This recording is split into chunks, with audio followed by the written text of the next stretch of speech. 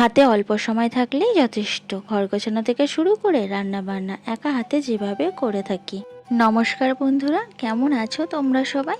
কাছে দূরে যে যেখানেই আছো, আশা করছি খুবই ভালো আছো, সুস্থ আছো। আর তোমাদের ভালোবাসে আমরাও কিন্তু বেশ ভালো আছি। আজ রবিবার, এখন ঘড়িতে ওই 11টার মতো বাজে। তো এখন থেকেই তোমাদের সবাইকে সঙ্গে নিয়ে প্রতিদিনের মতো আবার একটা নতুন ভিডিও শুরু করছি।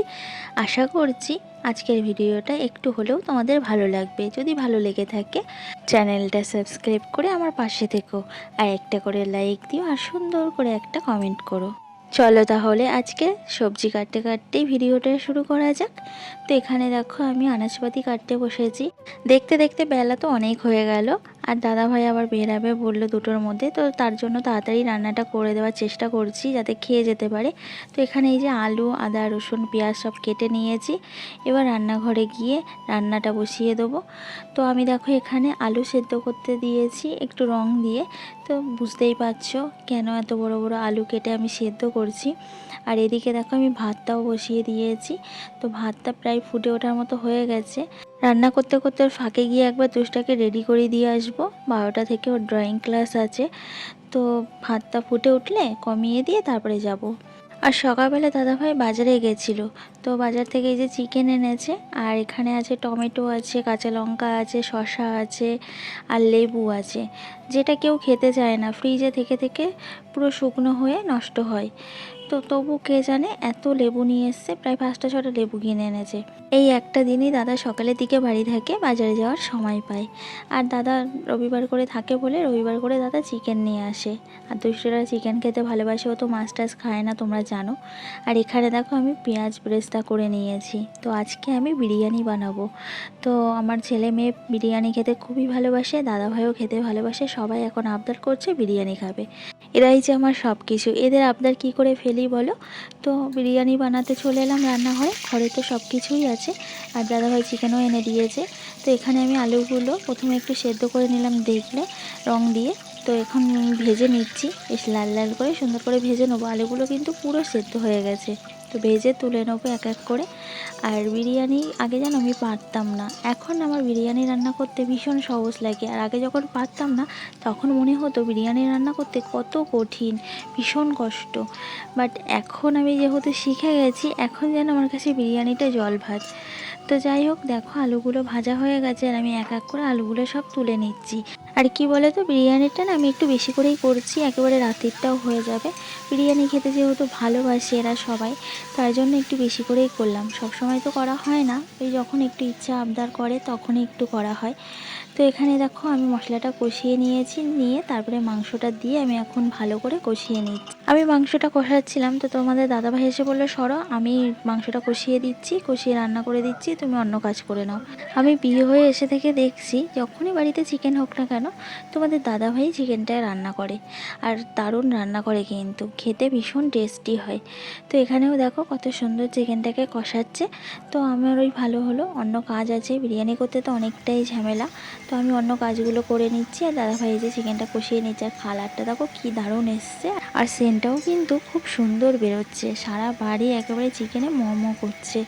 তো চিকেনটা রান্না করে নিল দাদাভাই। তারপরে দেখো দাদাভাই যে বিরিয়ানিটা দমে বসানোর জন্য সব কিছু হেল্প করে দিচ্ছে আমাকে। তো যখনই আমি বিরিয়ানি করি, যদি দাদাভাই বাড়িতে থাকে, তো দাদাভাই দমে বসিয়ে দেওয়ার জন্য হেল্প করে দেয়। বিরিয়ানির তো এই এক একটা করে লেয়ার করাটাই মেন। প্রথমে ঘি দিয়ে পাত্রটা মাখিয়ে নিয়েছে, তারপরে অল্প রাইস দিয়েছে, তার উপরে আলু সাজিয়েছে, আবার রাইস দিয়েছে, আবার দেখো চিকেন সাজিয়ে দিচ্ছে, ও তার মধ্যে পেঁয়াজ ব্রেস্তা দিয়েছে, তারপরে বিরিয়ানি মশলা দিয়েছে। সব দিয়ে দেখো কত সুন্দর আমার রাইসটা সাজিয়ে দিয়েছে দমে দেওয়ার জন্য। আর সবার ওপরে একটু ঘি ছড়িয়ে দিচ্ছে। এই ঘিটা না খুব ভালো, বাবার বাড়ির থেকে এনেছিলাম, পুরো খাঁটি ঘি যেখানে মানে বানানো হয়। তো সেইখান থেকে আনা, এত দারুণ ঘিটা, বেশ সেন্ট ভালো। তো ওখানে আমি দেখো দমে বসিয়ে দিয়েছি। এখন আধ ঘন্টা মতো তো দমে বসবে, তারপরে নামিয়ে নেবো। আর এদিকে আমি স্যালাডটা বানিয়ে নিচ্ছি। তো এখানে শসা কেটে নিয়েছি আর টমেটো কেটে নেবো।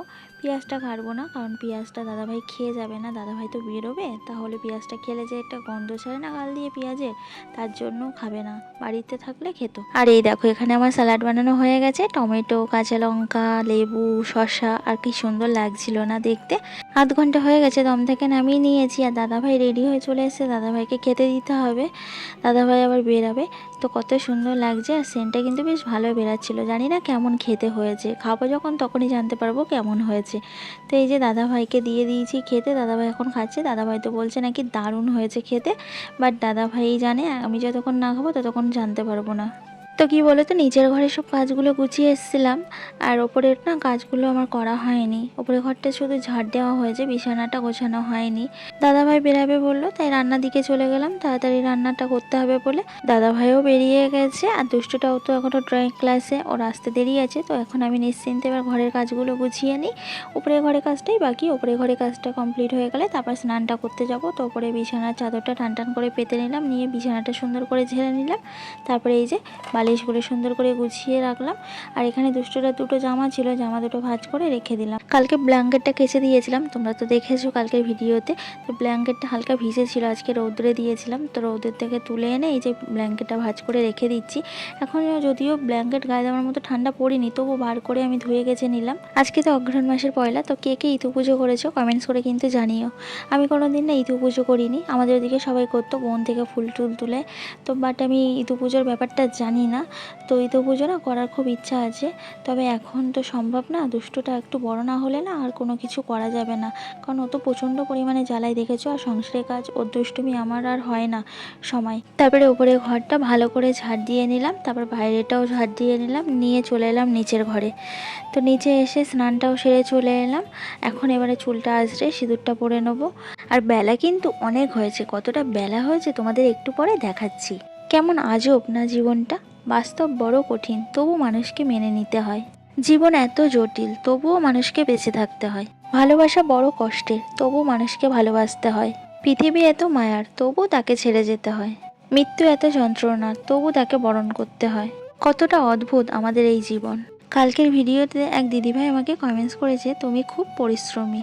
তো এই কমেন্টসটা দেখে মনে মনে ভাবছিলাম, দিদিভাইটার চোখে আমি পরিশ্রমী হলাম, বাট যারা সামনাসামনি দেখে নিজের চোখে, তাদের চোখে কোনোদিন আমি পরিশ্রমী হতে পারলাম না। তো দিদিভাই তোমার কমেন্টসটা না আমার ভীষণ ভালো লেগেছে, অনেক অনেক ধন্যবাদ জানাই তোমার এত সুন্দর একটা কমেন্টস করার জন্য। আর তোমরা আরও অনেকে আছো, অনেক সুন্দর সুন্দর কমেন্টস করো। যখন আমি তোমাদের সব কমেন্টসগুলো দেখি আর পড়ি, এত ভালো লাগে, আর ভিডিও বানানোর উৎসাহ যেন আরও বেড়ে যায়। তো তোমাদের কাছ দিয়ে আমি অনেক ভালোবাসা পেয়েছি, যেটা যেটা আমি আমার কাছের মানুষদের কাছ থেকে কখনো পাইনি। আমার শুধু একটাই অনুরোধ তোমাদের কাছে, তোমরা সবাই এভাবেই আমার পাশেই থেকো, আর এভাবেই আমাকে ভালোবাসা দিও। হালকা হালকা ঠান্ডা পড়তে না পড়তেই গা হাত পাগুলো কেমন খসখসে রুক্ষ শুষ্ক হয়ে যাচ্ছে। তো ময়েশ্চারাইজার না মাখলে তো হবেই না, তো ময়েশ্চারাইজার মেখে নিলাম একটু, আর মুখে একটু ক্রিম মেখে নিলাম। আর আমার এত স্কিন খারাপ মুখে, কি বলবো তোমাদের, কোনো কিছু না আমি ইউজ করতে পারি না। এই শীতের সময় তো ক্রিম না মাখলে হয় না, মুখটা তো টান টান হয়ে যায়, মানে খসখসে হয়ে যায়। তো ক্রিম তো মাখতেই হয়, তো ক্রিম মাখলে না সারা মুখে গোটা বেরিয়ে যায়। আর তোমাদের সাথে কথা বলতে বলতে টাইমটাই দেখানো হয়নি কটা বাজে, এই দেখো 3টে বাজে। এখন আমি স্নান করে এলাম। তো হাতে অল্প সময় থাকলেও যথেষ্ট, ঘর গোছানো থেকে রান্নাবান্না সব কিছুই কিন্তু পরিপাটি করে করা যায়। আজ রবিবার, আলসে ভাব কাটছিল না, উঠছে করে অনেকটাই দেরি হয়ে গেছিলো উঠতে। দেরি করে উঠেও হাতে অল্প সময় নিয়ে সব কাজগুলো সুন্দরভাবে গুছিয়ে করে নিলাম। তো এখানে আমার তো স্নান করা কমপ্লিট হয়ে গেছে, এবার আমি ওপরে যাব, জামা কাপড় মেলবো। দেখি দুষ্টুরা কখন আসে ড্রয়িং ক্লাস থেকে। এই 3টের দিকেই ছুটি হয়, তোমাদের দাদাভাই বাড়ি থাকলে বাইকে করে নিয়ে চলে আসতো, বাট দাদাভাই নেই, তো আমার ভাসুর গেছে আনতে। তো এক্ষুনি চলে আসবে বলতে বলতে দেখো চলে এসেছে। আর আমি এখানে খাবারও বেড়ে নিয়েছি আমাদের জন্য, আর দুষ্টুর খাওয়াও শুরু করে দিয়েছে। দুষ্টুর তো ফেভারিট জিনিস হয়েছে বিরিয়ানি, ও এসেই হাতটা ধুয়ে হ্যান্ড ওয়াশ দিয়ে খাওয়া শুরু করে দিয়েছে। বিরিয়ানিটা খেতে কিন্তু সত্যিই দারুণ হয়েছিল, অসাধারণ হয়েছিল। তবে কি বলতো, আমি কিন্তু ঘরের চাল দিয়ে বিরিয়ানিটা রান্না করেছিলাম, আমি বাঁশকাঠি চাল কিংবা বিরিয়ানির চাল নিয়ে এসে রান্না করিনি, কারণ সব সময় তো বিরিয়ানির চাল এনে রান্না করা সম্ভব না। তো আমি প্রায় যখন এরকম এরা বায়না করে, আমি এই ঘরের চাল দিয়েই বিরিয়ানি রান্না করে দিই। বেশ ভালোই লাগে কিন্তু খেতে, তোমরাও যদি চাও এরকমভাবে ঘরের চাল দিয়ে বিরিয়ানি রান্না করো, বেশ ভালো লাগবে খেতে।